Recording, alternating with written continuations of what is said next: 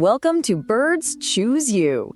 You know, if you thought we humans were the only ones with a monopoly on calculated strategy, deception, and, well, long-term planning, you might want to brace yourself. Prepare to have your entire worldview completely reshaped. Today, we're exploring the hidden, highly intelligent, and honestly, ruthlessly clever strategies of the animal kingdom. We're looking at true avian masterminds. We're talking about birds that scheme, steal, cooperate, and innovate in ways that are just absolutely staggering.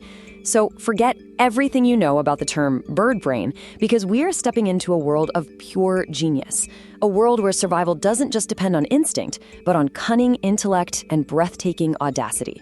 Okay, let's dive right into this. Because we have to ask, what exactly happens when birds outsmart us?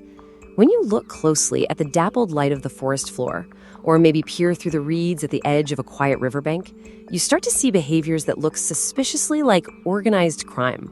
I mean it, advanced problem solving that defies expectations. To really understand what happens when birds push the traditional boundaries of nature, our journey begins in the dense, humid, visually spectacular rainforests of eastern Australia. Because this is home to perhaps the absolute sneakiest criminal of them all. Meet the Satin Bowerbird. Now, this is a creature suffering from a severe, almost pathological case of kleptomania, a literal, irresistible urge to steal. He doesn't just build a functional home out of woven twigs to stay warm, he is a full-blown interior decorator with a highly specific aesthetic, and his absolute favorite color? Blue. His proudest possessions are blue bottle tops, bright plastic rings, shiny blue wrappers, all meticulously acquired, or let's be real, stolen from nearby human campsites. He has an incredible eye for detail, placing every single blue trinket precisely to maximize its visual impact for any passing females. It's all about curb appeal. But building such a decadent, inviting home comes with a major downside. It attracts some very unwanted, intensely sneaky attention. Which brings us to the art of avian deception, featuring the ultimate con artist. You see, the bowerbird's complete obsession with beautiful things makes him the perfect mark for a highly organized grift. Picture this. The resident male sees what he thinks is a female making all the right moves. She enters his meticulously crafted bower, showing deep interest in his collection. He puffs his chest out, brings her a carefully chosen gift, maybe a plastic ring, maybe a vibrant blueberry. He's putting on the performance of a lifetime. But something is slightly off in her posture. Suddenly, the penny drops. He has been completely duped. This isn't an innocent courting female at all. It is a calculated thief. It's actually a young male in disguise, part of a gang of juvenile delinquents that literally rule the forest by tricking unwary adult males out of their prized possessions. Let's look at how this plays out over time, because this is the very definition of a long con. It takes up to 7 long years for a male bowerbird to reach full maturity. 7 years. And in the meantime, they aren't just sitting around waiting to grow up. Oh no, they are intensely practicing. During their first year, they build dummy bowers in the brush. By year 4, they're forming those roaming gangs to go out and steal, because in their highly competitive world, you can never ever have too many blue trinkets. And when they finally set their sights on a wealthy target, they operate with chilling efficiency. And this brilliantly illustrates their tactical genius. When approaching a particularly decadent bower, even a decoy uniquely set up by researchers with irresistible blue treasures and hidden cameras, they operate like seasoned professionals. First, they approach with extreme caution, casing the joint. Then they put on that female disguise. But here's the kicker. They work together in a highly coordinated 2-bird heist. One puts on the disguise and distracts the resident male with flirtatious movements, completely drawing him away from his hoard. Meanwhile, the partner in crime sneaks around the back and systematically empties the bower, stealing the jewels gem by precious gem. It is an absolute masterpiece of distraction. Moving on, let's explore capitalizing on fleeting feasts. But bird intelligence isn't only used for selfish theft. Sometimes it's all about brilliant, calculated opportunism. Let's shift our focus far from the Australian rainforest, all the way to the winding riverbanks of Hungary. Here, migrating sand martins desperately need a miracle to feed their young. Every single year, they make an absolutely grueling migration, flying all the way from South Africa. The demand from their hungry babies quickly outstrips the normal local supply of insects. But the river provides exactly the miracle they need. 3. That tiny number represents something incredibly specific. The exact number of hours a mayfly lives. In a sudden, chaotic, explosive event, millions of mayflies emerge from the churning water, all at once. Their moment of glory is overwhelmingly fleeting. Just 3 hours to mate, lay eggs, and die.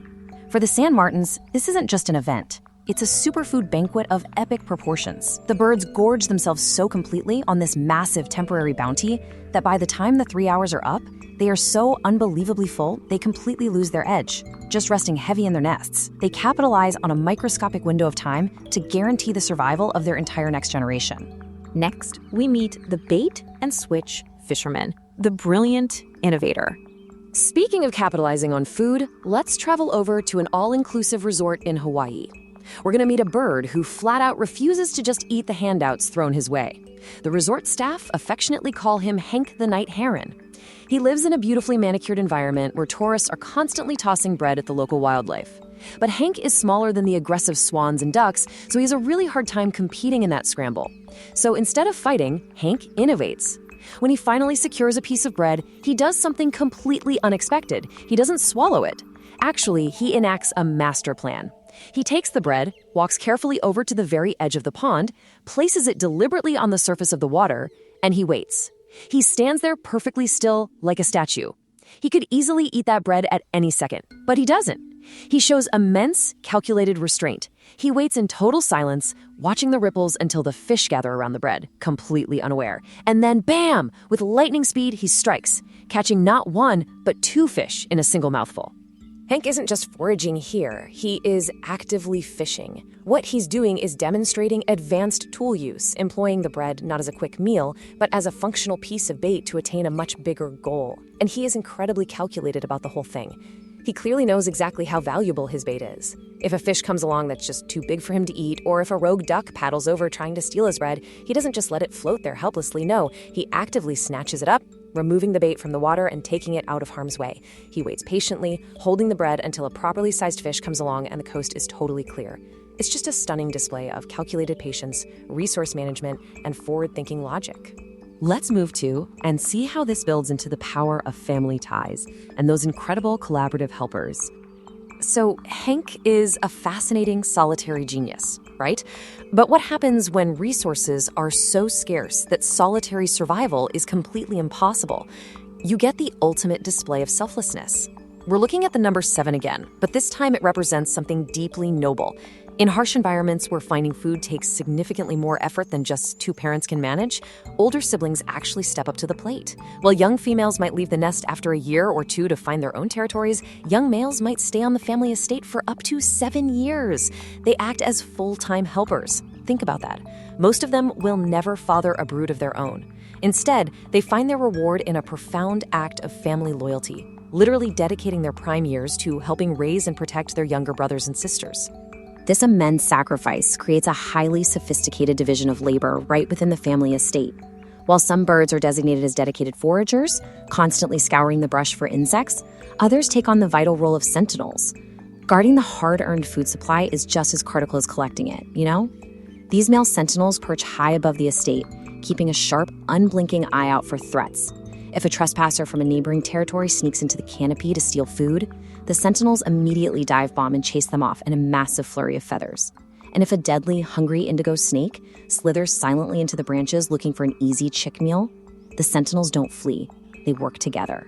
They sound the alarm, harass, peck, and drive that massive predator entirely out of their territory. Now, what's really interesting here is the sheer difference in chick survival rates. The data paints a crystal clear picture. Studies definitively prove that breeding pairs equipped with these dedicated helper teams are vastly more successful at rearing their young than pairs trying to brave the wilderness alone. The massive leap in survival isn't just an anomaly. This kind of intense cooperation isn't just a heartwarming family quirk. It's a highly successful, finely tuned evolutionary strategy that we see in wrens, woodpeckers, moorhens, and even mammals. Teamwork literally saves the nest and secures the future of their entire genetic line. That brings us to cross-species teamwork and opportunism. But what if teamwork extended beyond the family? What if it went beyond the species entirely? We are observing a unique, ongoing partnership between a flock of great egrets and a very talented pod of dolphins. It pushes the boundaries of everything we thought we knew. The egrets have become absolute experts on dolphin behavior. They watch the ocean surface with laser focus for the exact moment a dolphin pops up to check the position of the nearest mud bank. The egrets immediately launch into the air, poising themselves for action on the shore. Then, the dolphins execute this brilliant maneuver called strand feeding. Strangely enough, they always use their right sides to forcefully create a wave, pushing entire schools of fish violently ashore. As the helpless fish flounder in the thick mud, the dolphins slide right up and scoop them up. But the egrets? They pile in right alongside them. They fearlessly walk amongst these massive marine mammals just to scoop up the wriggling cast-offs. Many of these egrets don't even bother fishing for themselves anymore. They are totally, culturally reliant on the dolphins. And incredibly, the young of both the dolphins and the egrets learn this highly localized, cross-species technique directly from observing their parents. So the crucial point is that these remarkable birds are living proof of an extraordinary ability to adapt to the opportunities on offer.